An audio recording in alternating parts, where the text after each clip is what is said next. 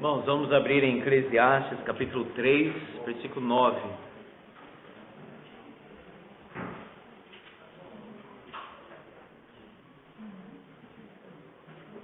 Nove a 15.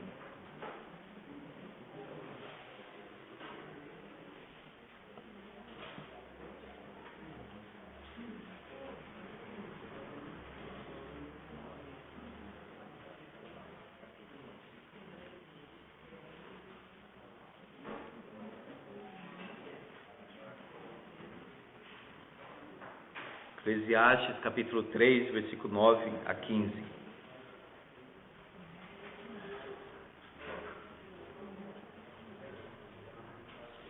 Diz assim a palavra do Senhor: Que proveito tem o trabalhador naquilo com que se afadiga?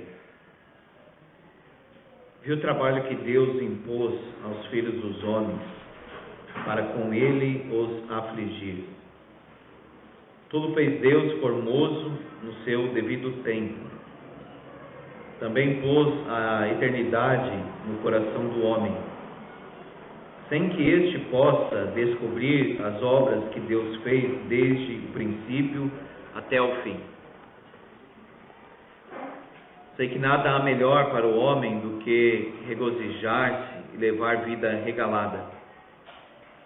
Também que é dom de Deus que possa o homem comer, beber e desfrutar o bem de todo o seu trabalho.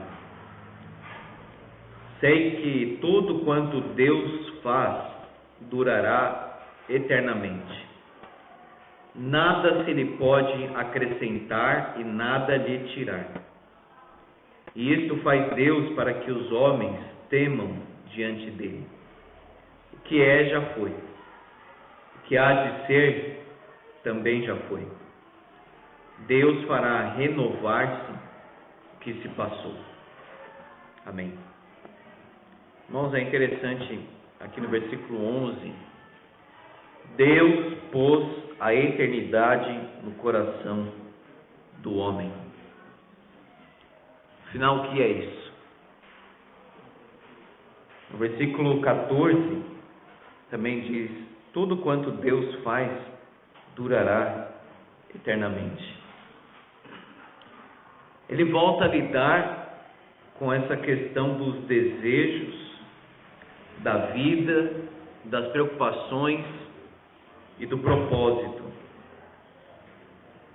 Ele abre esta sessão, a partir do versículo 9, dizendo: que proveito?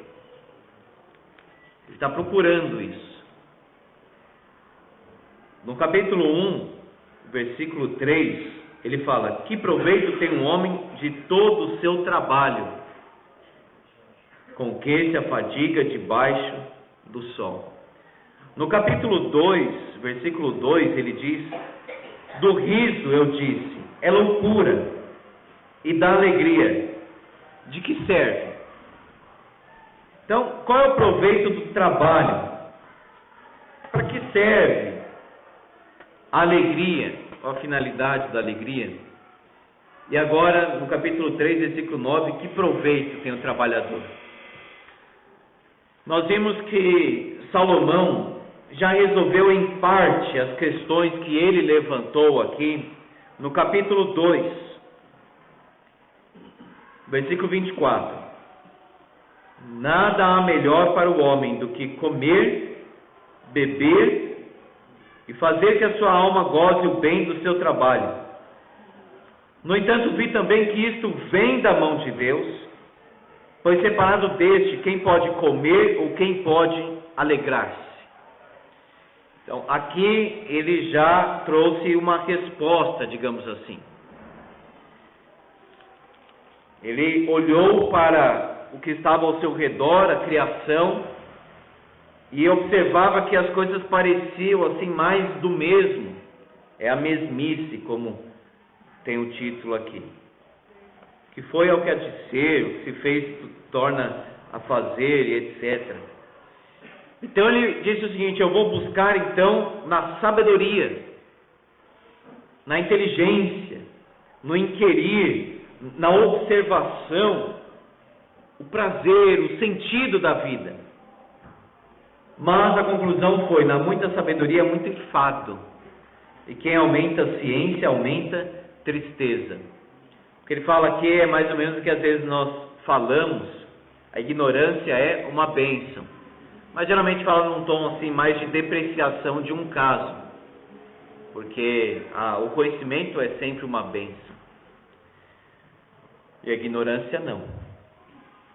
Mas o que está dizendo é o seguinte: momento em que nós não percebíamos algo, a gente não notava, aquilo não nos afetava. Aí quando você começa a conhecer, a perceber, a entrar, automaticamente vem a tristeza, porque vem a consciência das coisas. Isso não quer dizer que devemos fugir então do conhecimento. Mas o que Salomão está dizendo aqui é o seguinte: não é no conhecimento que nós vamos encontrar o sentido da vida, o prazer da vida. Então ele vai para outro caminho. Estou fazendo uma recapitulação. Disse comigo: vamos. Então ele vai tentar outra coisa: alegria, prazer. Ele agora quer desfrutar das coisas boas da vida, que não são más em si mesmas.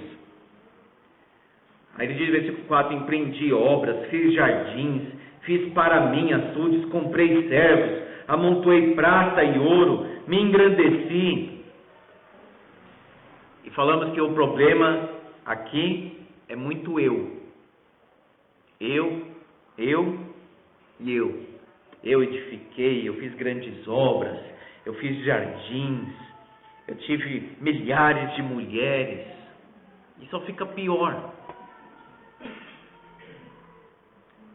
Às vezes, irmãos, nós nos enganamos muito ao olharmos a prosperidade dos ímpios. Salmo 73, Malaquias 4. Quando Asaf começou a invejar a aparente prosperidade dos ímpios, parecia que eles estavam tão bem, tem tudo, tem saúde, tem respeito de todo mundo. E eu aqui, Asaf, levita, receba as ofertas, etc. O coração dele começou a ficar amargurado por causa dessa comparação. Mas a virada do texto, tinha um professor que falava, muitos textos a gente precisa ver assim, onde que tem a dobradiça. Até que entrei no santuário e atinei com o fim deles. A dobradiça desse texto é muito clara. Tudo muda quando ele entra no santuário e ali ele fica quieto na presença de Deus e começa a observar não o que eles têm, mas o que eles terão depois. E Asaf apenas observava de fora a prosperidade dos ímpios. Porque Isaías diz: o ímpio não tem paz. Não tem. É por isso que quer ter tanta coisa para preencher. Para preencher. O pessoal da educação tem falado do excesso de brinquedos que as crianças têm hoje. E isso por vezes traz mais confusão para uma criança do que, digamos assim, um momento de entretenimento e lazer. Você talvez teve um bonequinho, uma boneca, um carrinho, alguns assim, e aí montava a história com aqueles quase todos os dias. E hoje as crianças têm caixas e caixas e caixas, e para a criança isso é muito confuso, elas não veem ali objetos para a recreação. Então eles até falam: se o filho tem muito brinquedo, guarda, e aí coloca alguns. Para a criança não ficar assim, dessa forma: brinca com esse, mas já vê outro, brinca com esse, brinca com esse, brinca com esse, brinca com esse. Isso ilustra, irmãos, a nossa vida muitas vezes, que não para, sempre brincando, sempre querendo alguma coisa. Isso é Salomão. Aí ele faz jardins, aí faz casas, aí vinhas, aí tem os becos das mulheres, açudes, servos, aí mais mulheres. prata, ouro, tesouro, roupa cara. E o Senhor Jesus olha para um lírio no campo e diz: nem Salomão, em toda a sua glória, se vestiu como esses lírios. E pode observar que a beleza natural da criação sempre supera qualquer beleza artificial do homem. Na aula de ética cristã, dando pessoal do Instituto Bíblico do Presbitério, estávamos falando disso, sobre clonagem e outros temas, né, economia, etc. E clonagem, enfim, é errado porque basicamente é se colocar no lugar de Deus. Mas observamos também que nunca dá certo as coisas que o homem quer criar, como se fosse Deus. A Dolly lá, aquela ovelha, acho que foram 277 testes. E como vai fazer isso num ser humano? E o robô mais elaborado lá pelos japoneses, aquela tecnologia absurda que eles têm, inteligência, pesquisa, nem se compara nem de longe com a complexidade do corpo humano. O olho, se você pegar um livro e ver toda a complexidade de um olho, o que tem ali para realmente funcionar. Tanto que as pessoas já estão caminhando contra o evolucionismo já nessa linha. É muito complexo para resultar aleatoriamente nisto, o universo e o corpo. Então Salomão se entregou a tudo e disse: todos os meus desejos eu vou fazer. Olha o versículo 10 do capítulo 2: tudo quanto desejaram os meus olhos, não lhes neguei. Que perigo isso. É Israel que acabamos de ver lá em Números 11. Temos desejo das comidas do Egito. Não lhes neguei. Jesus fala em Mateus capítulo 18: negue-se a si mesmo. Alguém pode dizer: então não vou ser feliz se eu negar a mim mesmo. Aí que é feliz. Porque negar a si mesmo em favor de Deus ou para Deus é a verdadeira vida e a luz. Portanto, ele cai em tudo isso. E ele começa a ficar muito angustiado porque não encontra a resposta. E diz: olha, a sabedoria até é muito boa, mas no final o sábio perece como tolo. A morte é para os dois. Aí ele diz: eu aborreci a vida, versículo 17, aborreci o meu trabalho. E aí ele chega numa conclusão: separado de Deus, quem pode comer ou quem pode se alegrar? O sentido de tudo está em Deus. O que adianta ter uma mansão? O que adianta ter um carro zero, o melhor carro? O que adianta ter e ter e ter, ou acumular diplomas e diplomas e diplomas? Mas, irmãos, entendam bem que a riqueza em si é uma coisa neutra. Como a pobreza também. Ela é pobre e rico. O que isso diz sobre a espiritualidade dele? Nada, não diz nada. O que diz é: ele tem Deus na vida dele ou não tem? Tem Deus no coração dele ou não tem? Salomão tinha tudo, não tinha nada porque não tinha Deus. Aí ele encontra e já dá essa resposta que parcial, porque levantou muitas questões até aqui. Separado de Deus, quem pode se alegrar? Portanto, não se engane. Aquele amigo seu, aquele parente, parece tão feliz, uma pessoa tão animada, mas não tem Jesus. Eu pergunto: será que ele tem paz na vida dele? Será que ele tem luz na vida dele? Será que ele tem direção? Será que ele tem contentamento quando ele repousa, quando ele deita? Não se engane pensando que a vida de Salomão é a melhor vida possível. Quem dá a verdadeira sabedoria é Deus, versículo 26, conhecimento, prazer ao homem que lhe agrada. Agora, capítulo 3, ele coloca uma questão sobre o tempo que tem dupla perspectiva, ou dupla aplicação. Para o ímpio, ele vai ver a vida de uma forma assim, sem graça. Tempo de rir, mas pode esperar que daqui a pouco vem o choro.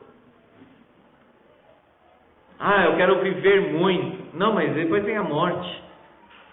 Hoje o dia está um sol bonito. Daqui a pouco chove. Não sabemos se chove ou não. Sabe, a vida do ímpio, do insensato, conforme aqui Eclesiastes, é assim. Nascer, mas também vai morrer. Plantar, daqui a pouco tem que arrancar. Assim, é a visão, digamos, mais debaixo do sol do texto. Agora, para a visão além do sol, quem determinou o propósito para os tempos? Tudo tem o seu tempo determinado e há tempo para todo propósito debaixo do céu. Há uma ocasião em que as coisas devem acontecer. Aí nós falamos mais disso, que é a visão bíblica do tempo. Ninguém pode viver rindo o tempo todo. A vida, ela tem esse tempero. Tempo de paz, tempo de guerra, tempo de matar, tempo de curar, tempo de chorar, tempo de rir. Chorai com os que choram, se alegrem com os que se alegram. Há um tempo, nós descansamos em Deus, porque senão ficaria assim completamente aleatório. Então o que será o tempo? O que será daqui para frente? O que vai acontecer com a minha vida?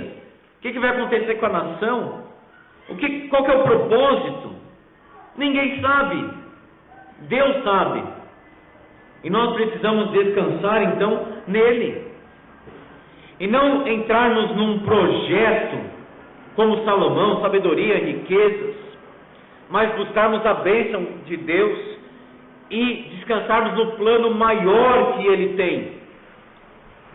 Trabalho sim, deleite também, prazer também, mas não, digamos assim, desligado de Deus, porque senão estaríamos desligados da vida. Trabalho é bênção ou maldição?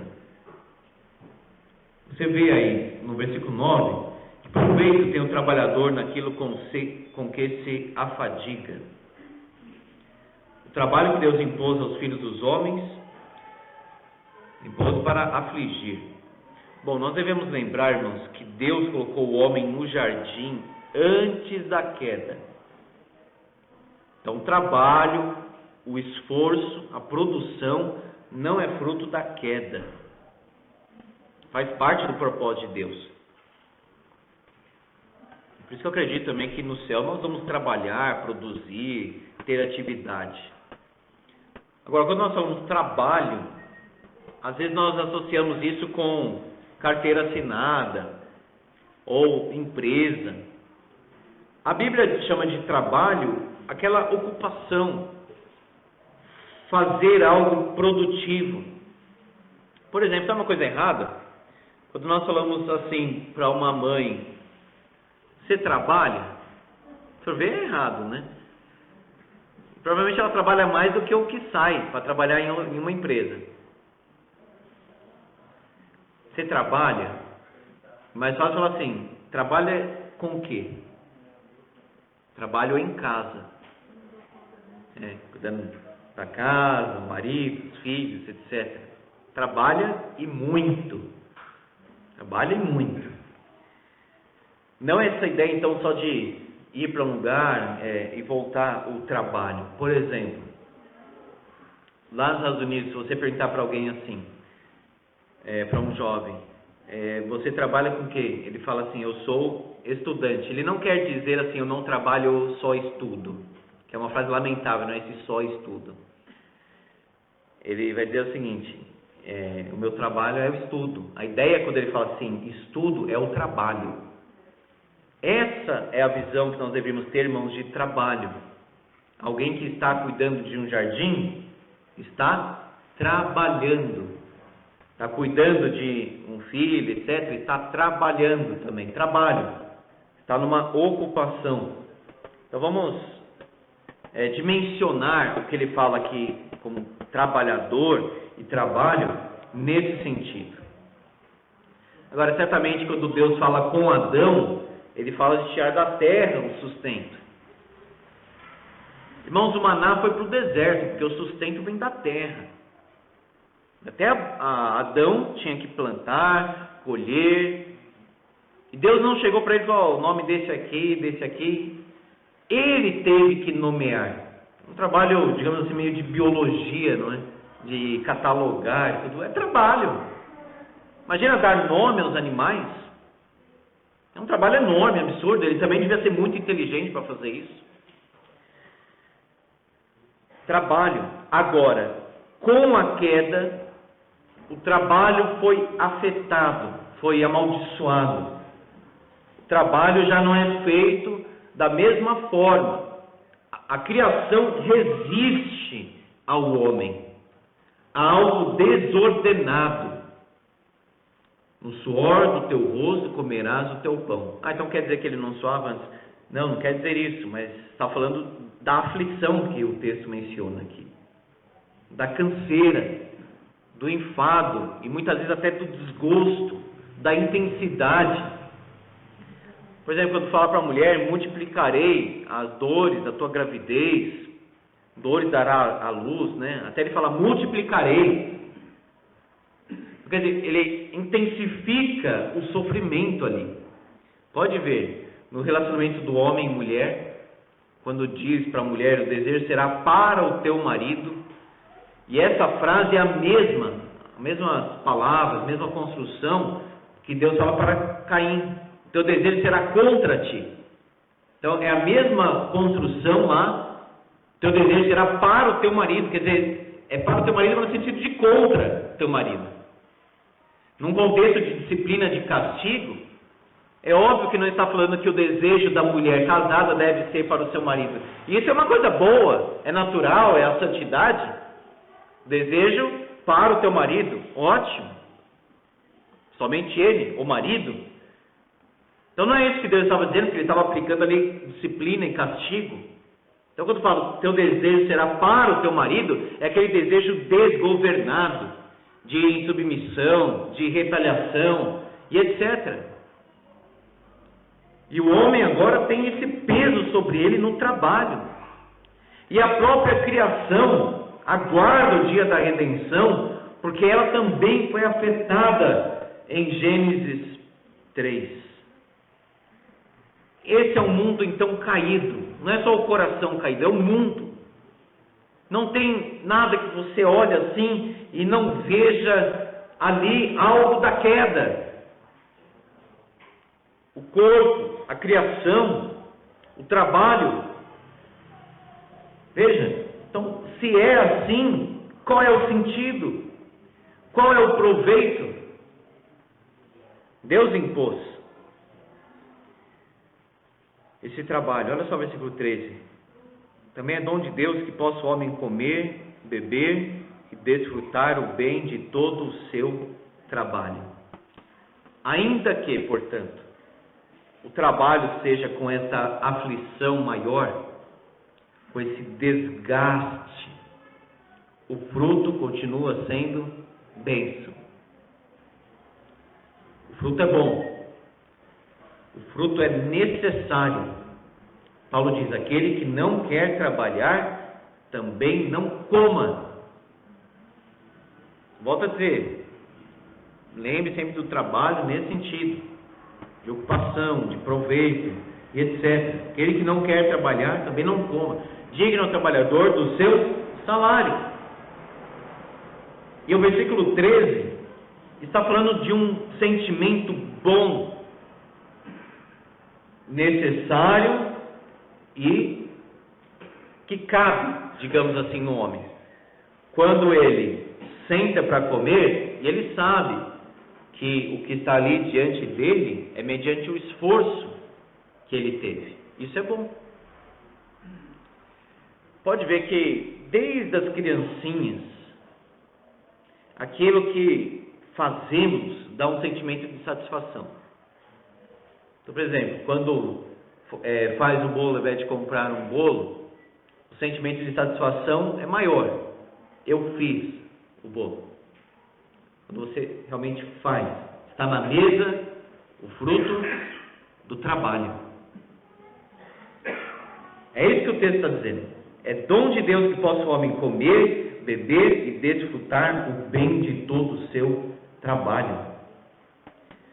Trabalho, então, é imposto, versículo 13, é ordenado.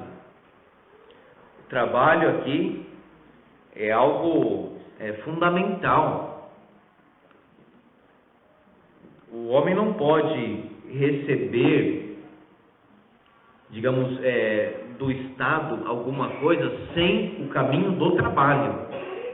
Isso é contrário à palavra de Deus. Então por que a igreja ajuda tal? Ajuda, dá uma assistência, dá um suporte. Mas é claro que o caminho natural não é o assistencialismo, como se diz. Porque o caminho do pão é o caminho do trabalho. E, amados irmãos, nós não podemos reclamar de trabalhar para os nossos filhos. Reclamar da segunda-feira, amanhã é segunda-feira. Não faça isso. Não fale nada. Exceto agradecer. Mas é cheio de aflição, dificuldade. É claro que é. Todo mundo é mais ou menos. Mas não coloque para os seus filhos, para a sua casa, que é um peso trabalhar, que é muito chato ler. E qual é a revelação de Deus, eu pergunto? Não é um livro? Não fale isso. Trabalhe. E foi pesado no trabalho? Foi ofendido? Está cansado, etc. Mas na hora da oração familiar, diga: Deus, obrigado pelo meu trabalho. É claro, irmãos, que a ênfase da Bíblia para dar graças não é em contexto favorável. O senhor está lá numa praia maravilhosa, conseguiu fazer aquela viagem, Deus, obrigado por essa viagem. É claro, que bom que está agradecendo, reconhecendo que veio de Deus. Mas, irmãos, a gratidão que brota de Paulo em toda e qualquer situação é que agrada a Deus. Obrigado pelo meu trabalho. Trabalho abençoado, danificado pela queda, sim, para com ele os afligir, mas agora ordenado. É o que Paulo fala lá em 2 Tessalonicenses, no capítulo 3. Então, por isso que ninguém pode tirar o direito e a possibilidade de alguém trabalhar. Faz parte da humanidade isso, do ser homem. 2 Tessalonicenses 3:6. Olha só. Nós os ordenamos, irmãos, em nome do Senhor Jesus Cristo, que vos aparteis de todo irmão que ande desordenadamente, e não segundo a tradição que de nós recebestes. Pois vós mesmos estáis cientes do modo por que vos convém imitar-nos, visto que nunca nos portamos desordenadamente entre vós, nem jamais comemos pão à custa de outrem. Pelo contrário, em labor e fadiga, de noite e de dia, trabalhamos, a fim de não sermos pesados a nenhum de vós. Então, Paulo, no contexto missionário, para não ser pesado para a igreja, no contexto também de não dar brecha para difamação, ele fazia tendas. Quando ele chega lá em Corinto, fazia tendas, se aproximou de Priscila e Áquila, era o trabalho dele. Quando chega a oferta missionária, aí diz o texto, Paulo se entregou totalmente à palavra, quer dizer, ele não fazia mais tendas. Mas se o contexto exigia, ele dividia então o seu tempo desta forma, pregando o evangelho e fabricando as tendas. Então é isso que ele fala aqui, a fim de não sermos pesados a nenhum de vós. Labor e fadiga de noite e de dia. Ficava cansado? Ficava muito. Mas e daí, irmãos? Tem que fazer. tem que fazer, nós temos que trabalhar mesmo. Tem que se esforçar muito. E reclamar torna o trabalho ainda mais pesado do que já é, viu? Versículo 9. Não porque não tivéssemos esse direito, quer dizer, de deixar de trabalhar nesse sentido, para não receber, mas por termos em vista oferecer-vos exemplo em nós mesmos para nos imitardes. Exemplo em quê? Em trabalho. Porque é uma igreja que um grupo dizia o seguinte: vamos parar de trabalhar porque, sabe, Jesus está voltando. É melhor deixar de trabalhar. Se Jesus voltasse amanhã, o que você faria hoje? A melhor resposta seria: nada, estou preparado. Não é? Agora, se a pessoa diz assim: nossa, se ele voltasse amanhã, acho que eu tinha que orar, tinha que fazer alguma coisa. Então, não está bem com Deus. Estaríamos aqui à noite adorando, seria o melhor preparo se ele voltasse amanhã. Agora, deixar de trabalhar, se eu tivesse convicção que ele voltaria terça, segunda nem iria trabalhar, isso não agradaria a Deus. Queria trabalhar segunda. O que eu estou dizendo, irmãos, é para vivermos a vida normal, sem ficar espiritualizando. Não, vou deixar de trabalhar para fazer isso e aquilo. Mas será que é isso que Deus quer mesmo? Será que se portar como cidadão do reino, como Paulo diz lá em Filipenses, é isso? Certamente não. Até lá no seu trabalho, então você aproveita para evangelizar, porque Jesus voltaria em breve, não é? A única resposta mais correta seria aproveitar para evangelizar mais. Versículo 10. Porque quando ainda convosco vos ordenamos isto, se alguém não quer trabalhar, também não coma. Não que o versículo atual, não é? Se alguém não quer trabalhar, também não coma. Pois de fato estamos informados de que entre vós há pessoas que andam, olha agora, desordenadamente. A palavra grega aqui, desordenadamente, era usada no contexto militar. Já viu uma marcha militar? Até a posição assim, de ordem é bem colocada. Imagina a marcha, com aquele ritmo. Até o Alexandre o Grande que trouxe muito daquele ritmo assim da marcha. Aí você vê um sujeito lá caindo, saindo da fileira, né? Depois ele volta, você pensa, ele está bêbado. O que está fazendo aquela pessoa? Não é normal isso. É a palavra desordenadamente aqui. Você vai sair da fila, depois volta. Está andando assim desordenadamente. É muito interessante olhar para essa palavra dessa forma. Há pessoas que andam desordenadamente, não trabalhando. Ou seja, está na ordem, está na fileira, está no caminho, não, está meio desordenada, a pessoa não está trabalhando. Antes se intrometem na vida alheia. Tem tempo, não é? Para se intrometer. Tem tempo. Está vago aí. Está andando desordenadamente. Então vamos ver o que o vizinho está fazendo, o que os outros estão fazendo, o que os outros precisam melhorar e tal, porque está muito vago. Não está trabalhando. Aí versículo 12. A elas, porém, determinamos, né, essas pessoas, e exortamos no Senhor Jesus Cristo. Olha como tem muito peso que ele está falando. Que trabalhando tranquilamente, comam seu próprio pão. E vós, irmãos, não vos canseis de fazer o bem. Spurgeon dizia até o seguinte: olha, se você, ao invés de trabalhar, está fazendo alguma coisa no lugar, isso é pecado. Até evangelizar, em certo sentido, seria pecado, quando deveria trabalhar. O que eu quero dizer com isso? A pessoa tem lá um horário de trabalho, aí ela vai na mesa do outro, vai lá conversar, compartilhar um texto bíblico e tal, os outros observando ali. Ela não está evangelizando, ela está dando um mau testemunho. Há outro momento para evangelizar, essa é a questão.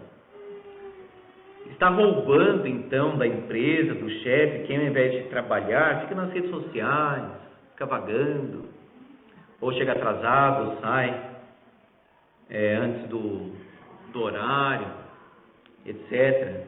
Deus fez o homem para o trabalho, o ser humano para o trabalho.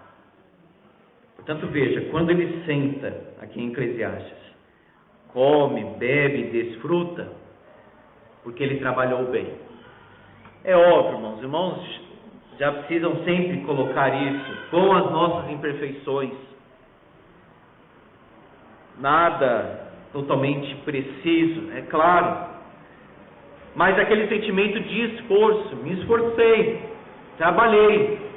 Quando a pessoa se forma, eu falava isso para meus alunos lá no Mackenzie, quando dava aula lá, olha, já passou aquele tempo, né, a aula de EJA, jovens e adultos, alfabetização, passou aquele tempo de querer fazer as coisas assim mais fáceis. Teve um aluno que levantou a mão e falou assim, professor, porque eu colei que eu estou aqui. Foi bem assim, né? Eles falavam assim, bem, sem pensar muito. Mas é interessante o que ele falou. Não aprendeu. Teve a nota lá porque colou, né? Não sabe o que é colar, né? Olhar do outro, copiar, tal, mas não aprendeu nada.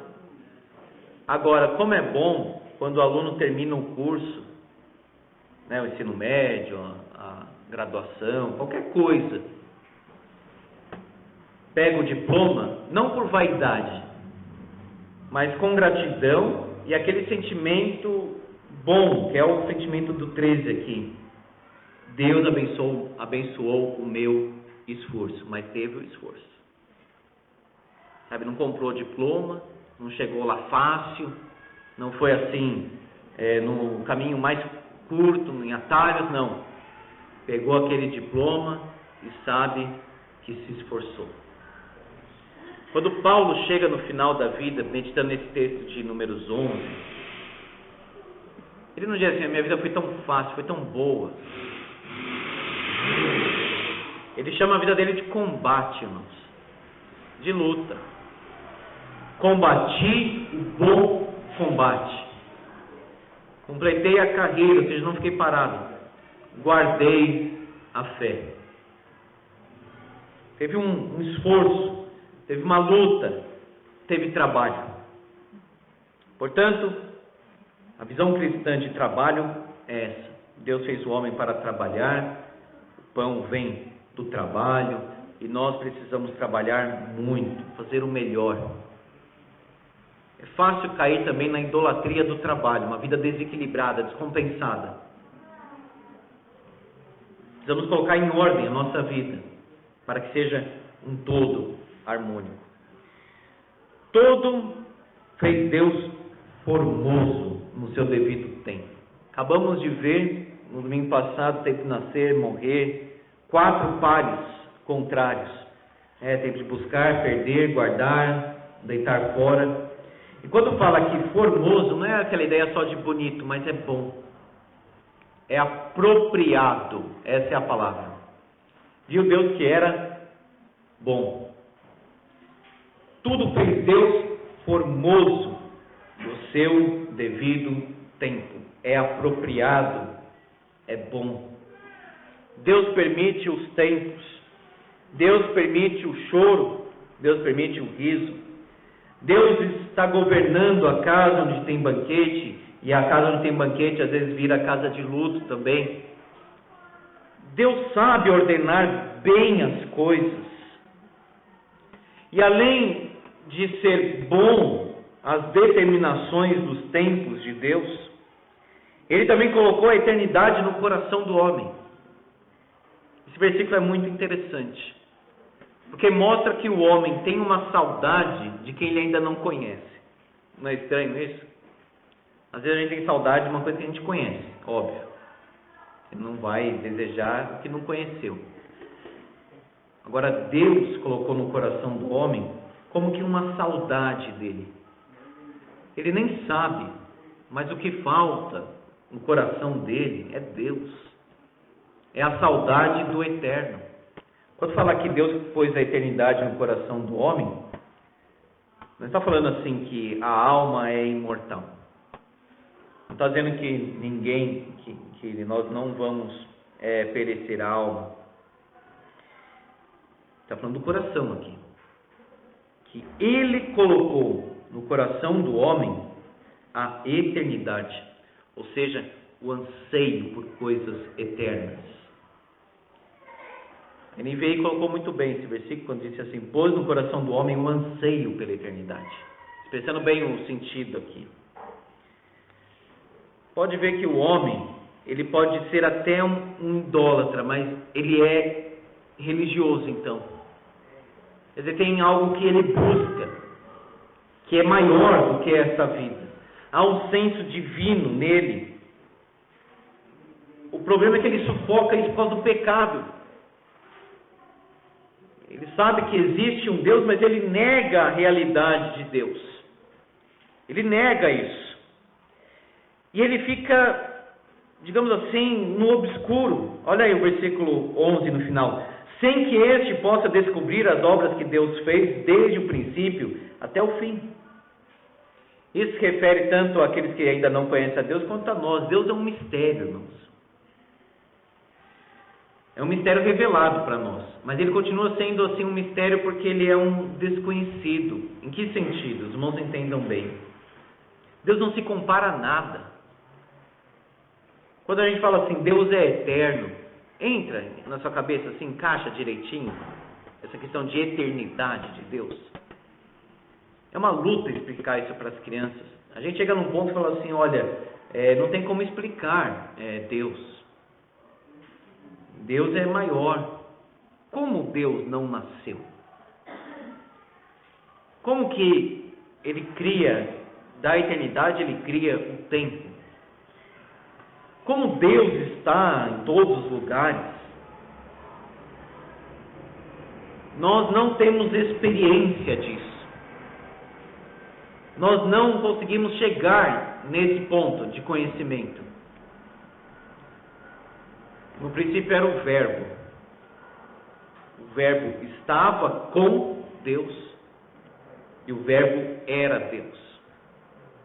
Se alguém chegar para você e falar assim, eu estava com Ele, e na verdade eu era Ele. Você vê, essa pessoa está maluca. Essa pessoa não está batendo bem da cabeça.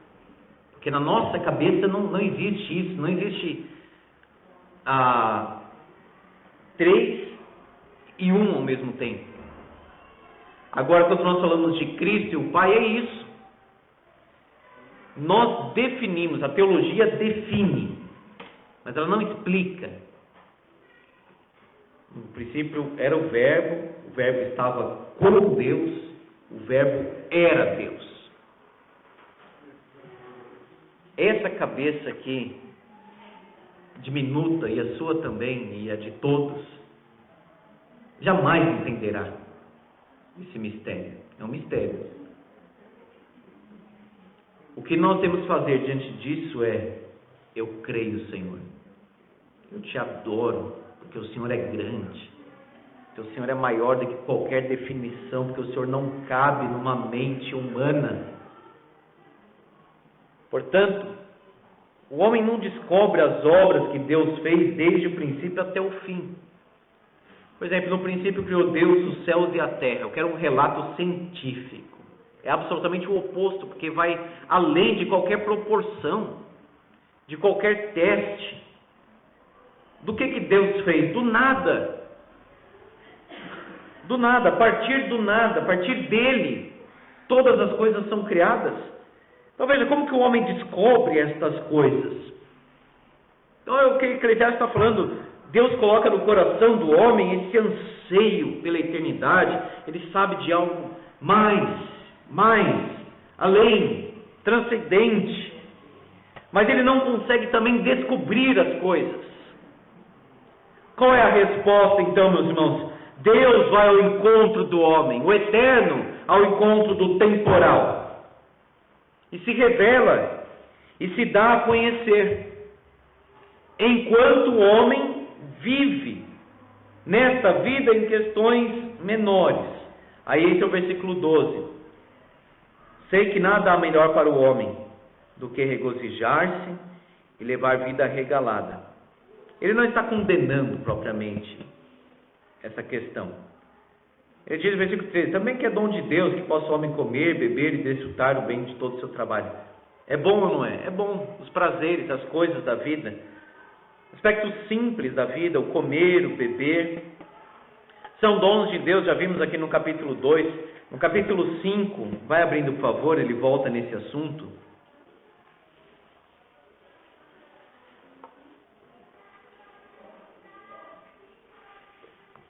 Olha só, capítulo 5, versículo 18.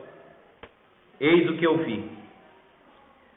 Boa e bela coisa é comer, beber e gozar cada um do bem de todo o seu trabalho, com que se afadigou debaixo do sol. Durante os poucos dias da vida que Deus lhe deu, porque essa é a sua porção. Quanto ao homem a quem Deus conferiu riquezas e bens e lhe deu poder para deles comer e receber a sua porção e gozar do seu trabalho, olha agora, isso é dom de Deus também.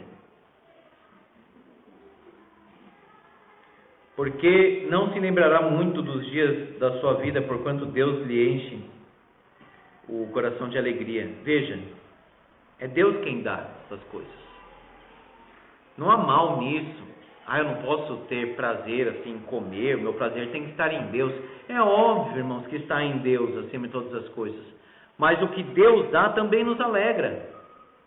As bênçãos de Deus desta vida, os filhos, a comida, o trabalho, a criação, a natureza, isso não é neutro ou carnal. Espiritual é orar e ler a Bíblia.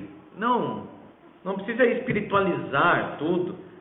O melhor é encontrar no comer, beber e as coisas desta vida dons da graça de Deus. Então é assim para o prazer do homem, é para a alegria. É claro que é a nossa experiência de encontrar satisfação numa boa comida, numa boa bebida, em coisas que são terrenas desta vida, mas não são pecaminosas, são dons de Deus. Por exemplo, já observou que Deus disse: não é bom que o homem esteja só, falhei uma só auxiliadora que lhe seja idônea? Talvez alguém poderia dizer: mas ele tinha tudo, ele tinha Deus.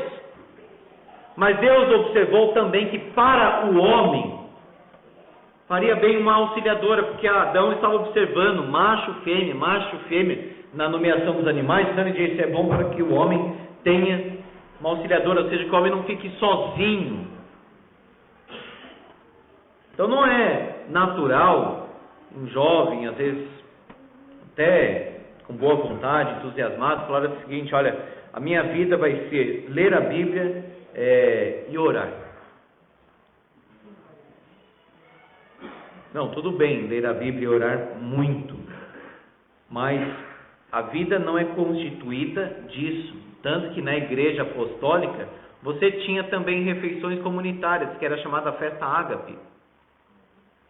E você tem aqui em Eclesiastes o autor dizendo: comer e beber é um dom de Deus, é para a alegria do homem. Não é assim? Deus ordenou as coisas dessa forma. É bom ter amigos? A Bíblia diz: é muito bom ter amigos.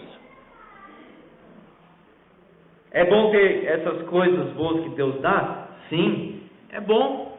É bom aprender música? É muito bom. Faz bem tocar? Faz muito bem tocar, cantar. A música faz bem demais. Então existem coisas que Deus ordenou para o homem, mas qual que é o problema? O homem pega isso e começa a idolatrar. Agostinho sempre orava: Senhor, que os teus dons não me afastem de ti. Porque veja, Deus deu para Israel o vinho, o azeite e muita coisa boa. Israel experimentou uma prosperidade econômica muito grande. Eles pegaram isso, diz Oséias, e ofereceram para Baal.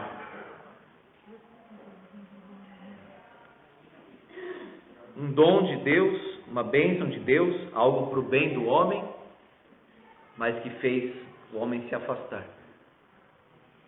Então que seja, digamos, esses prazeres da vida, esses dons de Deus da vida, como um trampolim assim para uma comunhão maior com Deus. Quando você está feliz ali porque está na praia, tendo aquelas sensações, aquela vista bonita, mas está ali na presença de Deus, desfrutando da criação de Deus, e nisso desfrutando do próprio Deus, não dizendo agora é a minha vida, é o meu espaço, é o meu momento.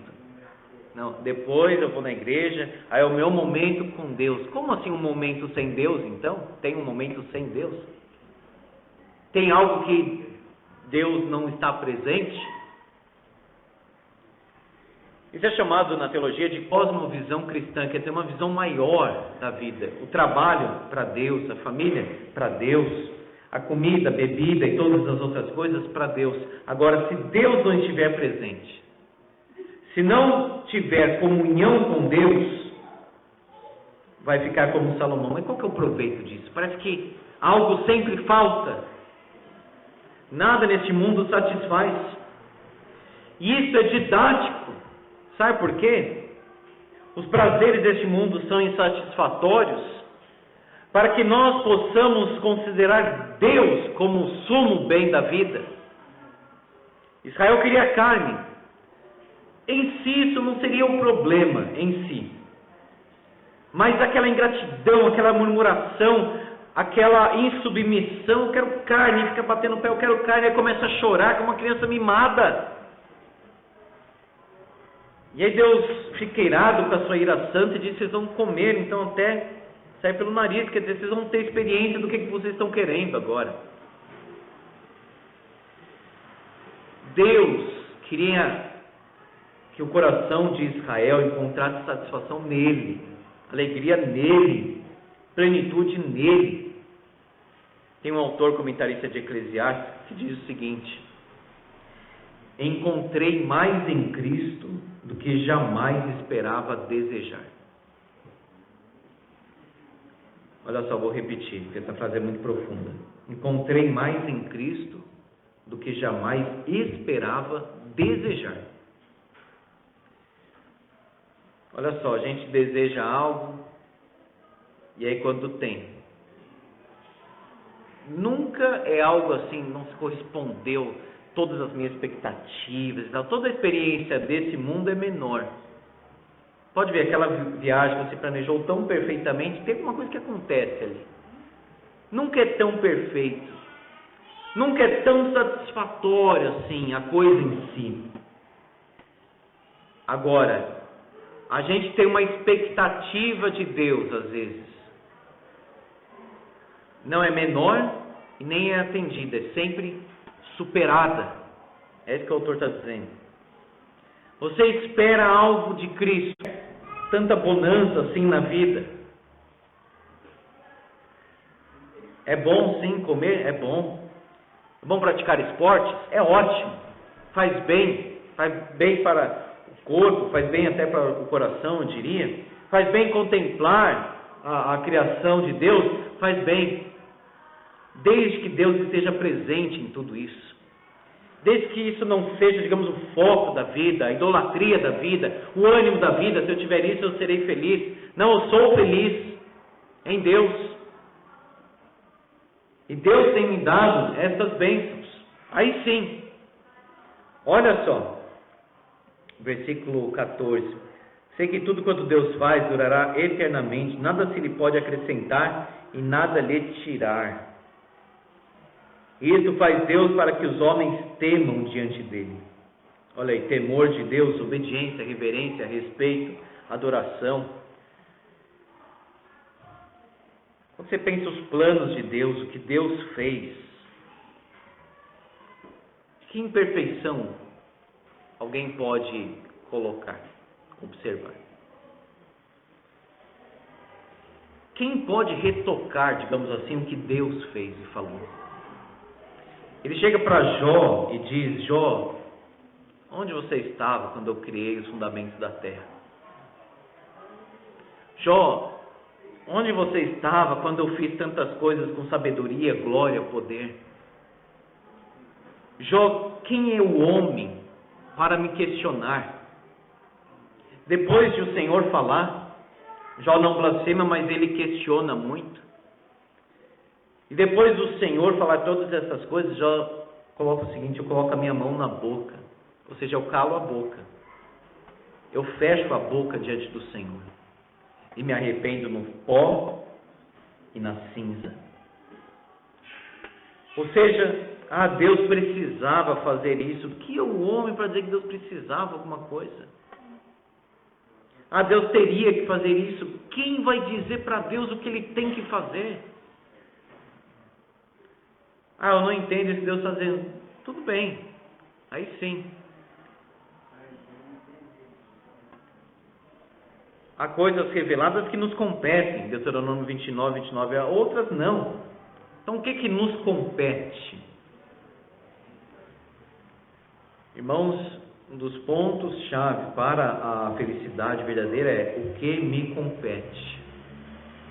Não me compete questionar Deus, não me compete entender os caminhos da providência de Deus. O que me compete é temer a Deus. Você acha que as pessoas sabiam o que Deus estava fazendo? José sabia o que ele estava fazendo? Ele teve um sonho, ele não entendeu nada daquele sonho. Eu quero ter um sonho que nem José. Ele não entendeu nada do que era aquilo. Nem os irmãos dele, só depois. E você acha que Paulo estava entendendo o que Deus estava fazendo na vida dele? Sempre. Ele tentava ir para um lugar, o Espírito não permitia, para outro também não permitia, para outro não permitia. Para lá, Paulo. Então por que o Senhor não levou antes, fez eu barrar nessas portas? Ele não perguntou isso. E Jesus fala para Paulo: Paulo, não temas, coragem, Paulo, você vai testemunhar de mim em Roma. Aí o homem apanha na escadaria de Jerusalém, vai preso, tem um naufrágio, aí se livra do naufrágio, é mordido por uma cobra. Até o povo fala: esse aí deve estar sendo perseguido pela justiça, que era um Deus. Mas ele questiona. Deus disse: Paulo, você chegará em Roma.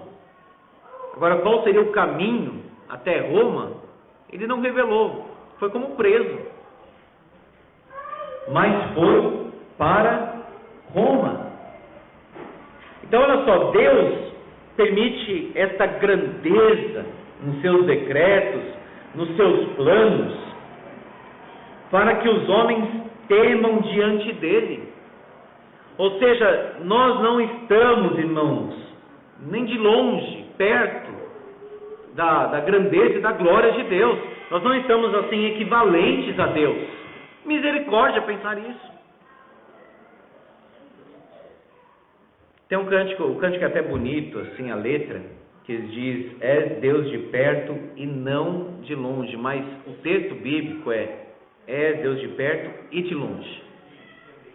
Também de longe. Então, não sei, acho que o autor entendeu errado o texto bíblico. O que ele quis dizer, nós entendemos como bíblico. É o que ele quis dizer. É Deus de perto e não de longe. Quer dizer, Deus não está longe de nós, ele está presente. Mas é como o maestro particival fala, a música não pode ter o que quis dizer. A música é o que está escrito ali, o que você está entendendo. É um Deus de perto, mas não é um igual. Não está na nossa medida. És Deus de perto e também de longe. Por fim, irmãos, o que já foi.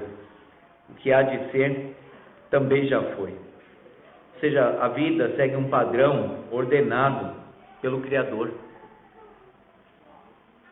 Deus fará renovar-se o que se passou. Existe uma conexão de hoje com o passado e do passado hoje com o futuro. Deus é o Senhor do tempo. E originalidade, no sentido assim de criação, só Deus tem. É uma frase meio de efeito, mas é verdadeira. O Deus cria, o homem copia. Não há uma originalidade no homem. Tudo é derivado de Deus. E nós observamos hoje as mesmas coisas do passado. O coração do homem é o mesmo. Ele pode ter mais oportunidade para se manifestar, mas os dramas da humanidade, os pecados do homem, nós vemos como que um padrão. Tempo de guerra, tempo de paz, nascer, morrer. A certeza então do futuro como passado. Não haverá, digamos assim, uma redenção da humanidade, exceto em Cristo Jesus. Deus está então, irmãos, no controle da vida. O tempo, as ocasiões, os propósitos estão nas mãos de Deus. E Deus que colocou a eternidade no nosso coração para que nós vivêssemos em Cristo.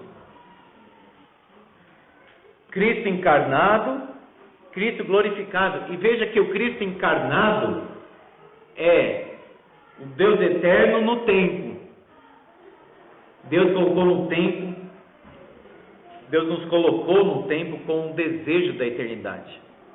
Nós somos temporais, mas desejamos, almejamos o eterno. Salmo 90 diz: de eternidade a eternidade, Senhor, Tu és Deus. A aliança de Deus é uma aliança eterna. O trono de Davi é um trono eterno. Portanto, a vida que nós recebemos é o quê? Vida eterna. Porque são as bênçãos do Deus eterno. E eu termino com uma frase, irmãos, daquela Bíblia de Estudo, Herança Reformada, muito boa aquela Bíblia de Estudo. Visto que Deus colocou a eternidade em nosso coração, somente o Deus eterno pode nos dar satisfação máxima e completa. Este é o sentido completo desse texto. Visto que Deus colocou a eternidade em nosso coração, somente o Deus eterno pode nos dar satisfação máxima e completa. Vamos orar. Obrigado, Deus, porque nós somos tão pequenos, ó Pai, não há nem ilustração para comparar o que somos diante da Tua grandeza. Podemos dizer como Abraão, somos pó e cinza, ou menos que pó. Ó Pai, diante dos Teus caminhos, Teus propósitos, a Tua grandeza, a Tua eternidade, nós nos quebrantamos, nós nos dobramos. E nós queremos, ó Pai, Te adorar, porque Tu és um Deus eterno, um Deus fiel, um Deus glorioso, Deus bendito. Enquanto estivermos nesta vida, Senhor, trabalhando, produzindo, comendo, bebendo, experimentando as coisas desta vida, que o Senhor nos guarde, para que não venhamos a cair em idolatrias, em desejos, como vimos em Números 11, para que o Senhor seja o agrado da nossa alma, para que a nossa alma, Senhor, inquieta, repouse em Ti, para que o nosso coração, que anseia pela eternidade, encontre no Senhor o verdadeiro descanso. Pai Santo, louvado seja o Teu nome. Tem misericórdia de nós, pecadores, e que o Teu temor, Senhor, esteja no nosso coração, nos nossos lábios, nas nossas mentes, em nome do Senhor Jesus. Amém, Senhor.